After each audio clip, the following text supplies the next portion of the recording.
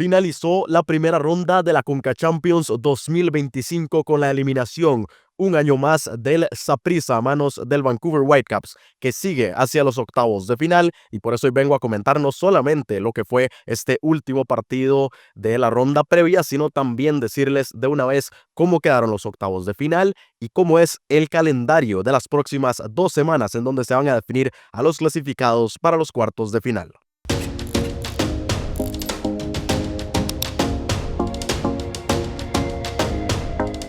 Bueno, y como les decía, un año más Saprissa se queda sin clasificar, un año más sin avanzar, un año más sin competir, un año más sin, agréguenle aquí los adjetivos y la historia que quieran. Lo de Saprissa ya pues deja de sorprender. Sigue siendo vergüenza año tras año porque encima se le dan circunstancias en donde parece que puede conseguir la clasificación, en donde al menos se sabe que no está para competir ni cerca del título, pero que parece que al menos puede avanzar una ronda y ni siquiera eso termina consiguiendo. Y pues el día de hoy no solamente estuvo lejos, estuvo lejísimos de poder conseguirlo con el fútbol que tuvo durante los 90 minutos y muy merecido Vancouver, que jugó a placer, dominó el partido, como también lo hizo en 45 minutos y un poco más en el partido de ida, y consiguió entonces el conjunto canadiense de la Major League Soccer meterse entre los mejores 16 del continente en esta edición 2025, y Costa Rica, que se queda sin esa oportunidad que comentábamos el día de ayer de clasificar a sus 3 representantes a los octavos de final. Solamente serán 2, sigue siendo bastante mérito, pero bueno, Saprissa que decepciona en ese sentido a sus compatriotas Herediano y Alajuelense. Vamos a comentar entonces lo que fue este partido con un planteamiento exactamente igual que en el partido de ida. Yo creo que aquí es todo el técnico argentino José Yacone del Saprissa, que venía practicando a lo largo de toda la temporada un planteamiento con extremos, un planteamiento con un 4-3-3, y que decide de la nada en esta serie entre Vancouver cambiarlo por un planteamiento sin extremos con un delantero improvisado que es Kendall Waston. Y yo creo que en ningún momento de toda la serie, de todos los 180 minutos, pareció que esto le diera algún beneficio al conjunto morado. Hubo tramos de partido donde más o menos lo parecía, pero hoy, por dar el ejemplo, en los primeros 30, 40 minutos, pues Kendall Waston cabeció unas 7, 8, 9 bolas hacia atrás para intentar pivotear y nunca apareció Ariel Rodríguez, que era su acompañante en el ataque, así que fue en vano todo lo que intentó este gigante sapricista, que pues para quienes no lo saben es defensa central, y lo improvisaron en los 2 partidos de la serie como delantero centro por su altura y por cosas que evidente no es la primera vez. Saprissa muchas veces cuando necesita atacar y cuando está desesperado por goles lo envía arriba, pero es algo muy distinto empezar desde el primer minuto con Kendall arriba y mantenerlo como delantero durante todo el partido. De hecho ya se habló que el resto de la temporada va a ser delantero. Una locura y un pésimo planteamiento, y que todo esto es una bola de nieve que da en que Saprissa es limitado, que Saprissa no tiene con qué competir, y que incluso un equipo que también parecía ser relativamente limitado para los recursos que tiene, pues mereció durante toda la serie ser el que avanzaba. Les recuerdo que el partido de ida lo ganó el conjunto costarricense 2-1 en su casa. En el último minuto logró anotar el gol de la victoria, precisamente obra de Ariel Rodríguez, y hoy llegaba pues empezando el partido con la clasificación en la mano, e intentó un planteamiento que yo creo que era lo que estábamos esperando y que creo que le funcionó durante un rato, pero evidentemente después no, que era echarse atrás, cerrarse, ser muy fajados en defensa, y una y otra vez Vancouver empezó a llegar hasta que ya a la media hora, porque en los primeros 30 minutos, como les decía, funcionó bien, fue un muro defensivo el conjunto morado, pero ya empezó a tener huecos y empezó a llegar a Vancouver. De milagro para Saprissa no llegó el gol que los dejaba fuera en los primeros 45 minutos. Ahmed tuvo una que la falló sin portero, solo, increíble, y llegaron varias más también del conjunto canadiense que pudieron haber no sentenciado, pero sí ya ha empezado a inclinar la eliminatoria desde el primer tiempo, pero dichosamente para Saprissa aguantó la primera parte y se fueron al descanso pues cumpliendo el objetivo y relativamente bien, porque era lo que se planteaba, lo que se quería y estaba sucediendo. Pero no puedes desgastarte 45 minutos, hacer el esfuerzo enorme de mantener el cero y que en el primer minuto de la segunda parte, cuando tenés que entrar más concentrado que nunca, te hagan el gol. Centro por la derecha, Brian White, que se comió a los dos centrales sapricistas, entró solo por el centro, cabeció muy solo para poner entonces en ese momento el 1-0, y que por el gol que había anotado Ryan Gauld en territorio costarricense en su visita al Ricardo Saprissa, estaba avanzando. Ya ahí se le cayó toda Saprissa. 45 minutos de desgaste, de muchísimo esfuerzo, que se fueron pues por la borda en un minuto, y pues ya estaba contracorriente y no hubo respuesta, no hubo en ningún momento pues un sentimiento de urgencia aparte del conjunto costarricense, y aparte pues es que tampoco había capacidad. Era algo que lo habíamos hablado desde la previa. Saprissa venía mal en el torneo nacional,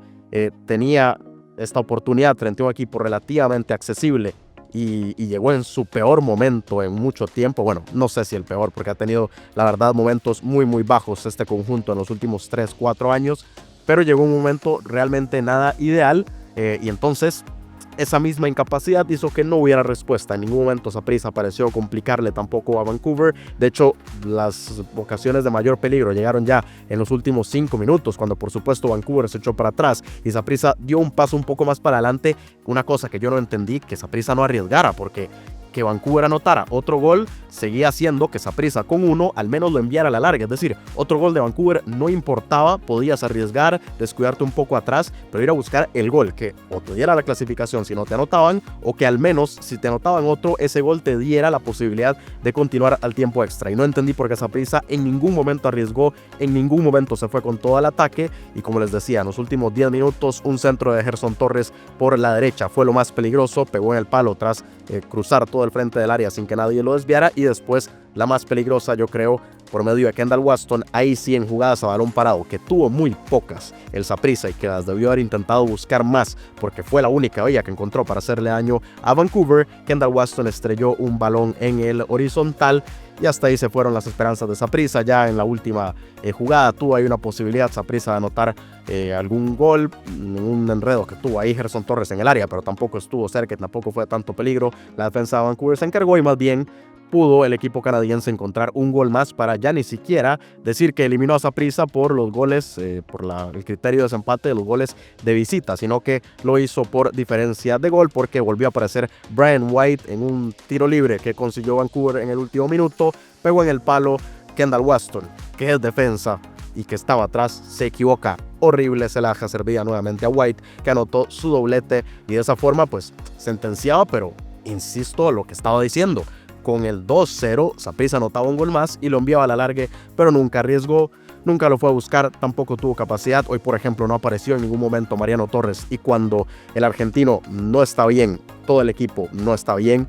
Así que para Saprissa pues yo creo que hoy no le salió absolutamente nada. Se juntaron todas las cosas malas, que no es que fueran hoy, sino que eran todas las cosas malas que venía acumulando en los últimos meses, y pues merecidamente para Vancouver, que insisto, dominó en los primeros 45 minutos del partido de ida, incluso un rato en el segundo tiempo de la ida, y prácticamente los 90 minutos de este encuentro, para merecerlo bastante más que el conjunto sapricista. Y entonces un año más Saprissa se queda a la deriva. Quería tirar aquí unos datos. Saprissa no avanza de ronda en la Conca Champions, es decir, todas las veces que ha participado ha caído en su primera de cambio. No avanza desde la temporada 2016-2017, cuando en fase de grupos, esa vez fue una fase de grupos lo que superó, pues venció a Portland y a Dragón. En esa ocasión eran 3, el primer lugar avanzaba ya a la ronda de eliminación directa. Ahí Saprissa avanzó, y fue la última vez, hace ya prácticamente una década, que el conjunto morado pudo avanzar de ronda. Pero hablando de una serie particular, no la gana desde 2010-2011, con una serie a ida y vuelta, cuando venció al Olimpia hondureño, ganó 1-0 en casa, y después 1-2 también ganó en territorio hondureño, para conseguir entonces meterse a las semifinales en ese momento. Y para seguir dando el dato, no le gana una serie a un equipo de la Major League Soccer desde el 2008, cuando venció a Houston Dynamo en las semifinales. En esa ocasión 0-0 en Estados Unidos y 3-0 en Costa Rica, para meterse a la final en esa ocasión, cuando Saprissa fue subcampeón. De esas últimas veces en las que se sintió pues protagonista, se sintió capaz de competir frente no solo a la MLS sino a la Liga MX, y que fue ya hace prácticamente 20 años, y cada vez se ve más lejos, porque para Saprissa el día de hoy, aún si hubiera avanzado, pues toparse a Monterrey en la siguiente ronda era ya una sentencia de que hasta ahí llegas en esta competición. Pero bueno, no sucedió eso y Saprissa un año más se queda eliminado. Vamos a repasar el cuadro del torneo, que ahora sí está completo en los octavos de final. Columbus Crew, LAFC, Cavalier, Inter Miami, Monterrey, Vancouver Whitecaps y Alajuelense frente a Pumas por el lado izquierdo. América Chivas, Cruz Azul, Seattle Sounders, Tigres, FC Cincinnati y LA Galaxy Club Sport Herediano por el lado derecho del cuadro. Algunas series muy interesantes, otras que están más desniveladas y en las que hay un claro favorito, al menos parece serlo desde el papel. Por ejemplo, esta misma de Monterrey frente a Vancouver. Yo creo que los Rayados eran amplios favoritos frente a cualquiera de los dos. Lo mismo con el Inter Miami y unas muy cerradas como el Columbus LAFC, que yo creo que será muy interesante, o por ejemplo la Alajuelense Pumas, que por el bajo nivel del conjunto mexicano, pues yo creo que el costarricense al menos tiene posibilidades de pelear esa clasificación a los cuartos de final. Y también les puedo dar de una vez el calendario. También les puedo decir quién cierra en casa.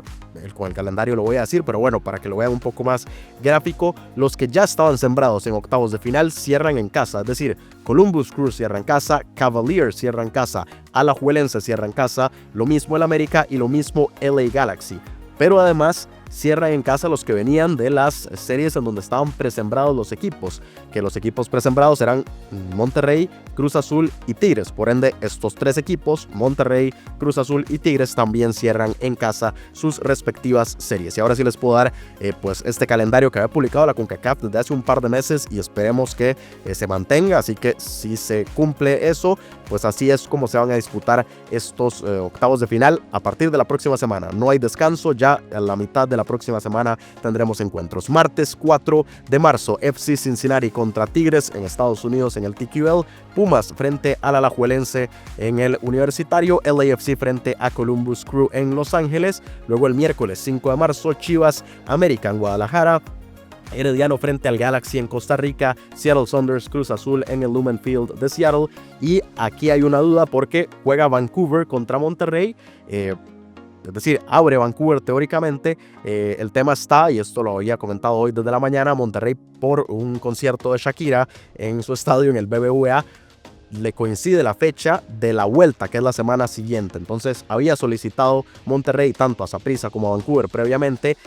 poder abrir ellos en casa y cerrar en condición de visitante para poder utilizar su estadio. Lo que parece es que Saprissa les había dicho que sí y que Vancouver tiene un compromiso en su estadio también y por ende no puede darle la vuelta. Entonces, ahora que avanzó Vancouver Whitecaps, pues yo creo que Monterrey va a tener que moverse y jugará en Torreón. Era lo que los reportes preliminares que venían desde México y por ende pues parece que se va a mantener que el miércoles 5 será en Canadá en el BC Place, Vancouver Whitecaps contra Monterrey, a falta, insisto, de que se